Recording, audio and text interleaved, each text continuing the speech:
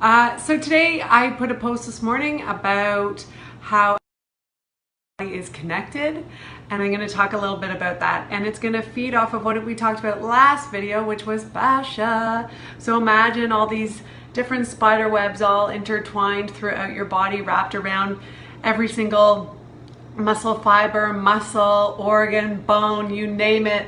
It's got fascia around it or poking through it or all sorts of things. So I said, how is the neck connected to pelvis, connected to tension in your pelvis? Well, think about it. There's this big piece of fascia that goes right from your neck all the way down to your pubic bone area. And it wraps around a whole bunch of different organs as it goes down. So imagine if just posturally we're really forward, or you've got weak core muscles, so your tone in your abdomen is pulling you down a bit, or you've got a ton of tension in your uterus for some reason, or you've got a scar there, then it can be literally yanking on your neck. Imagine that. So you go for neck treatment, neck treatment, neck treatment, and crazy, if you just loosen the tension around that area in your pelvis, your neck will feel better. That's a cool one. Another cool one actually is I didn't put this in the notice, but the diaphragm. I think I talked about this. So C3, C4, C5 is where the phrenic nerve, which goes to the diaphragm, comes out of. And then, so if there's a ton of tension in the neck at that nerve, it can yank on the diaphragm. If there's a ton of tension in the diaphragm, it can be yanking on the neck where that nerve comes out, because we're totally connected.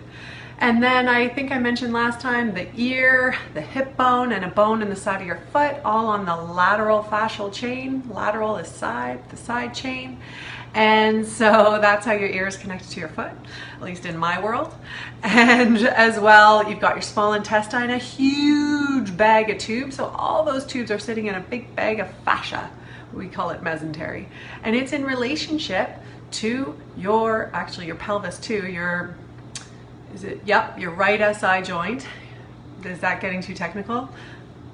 It's your low back. Let's just say low back. Small intestine, low back, very connected to the vertebrae of your low back and your hips. As well, you've got your large intestine sitting right in each hip. Wow.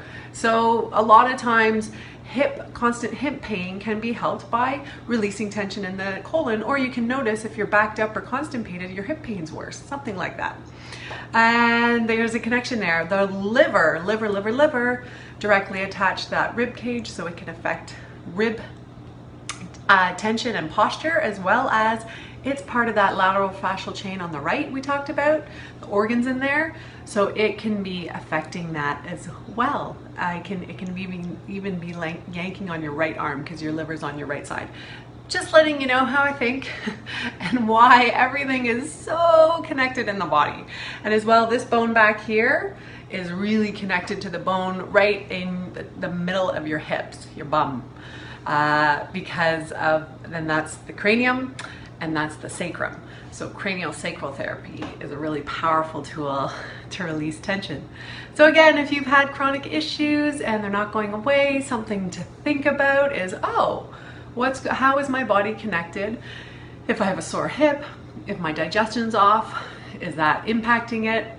I hope I've given you some few tips and food for thought this morning about your body and maybe why it's not cooperating or why it is cooperating some days.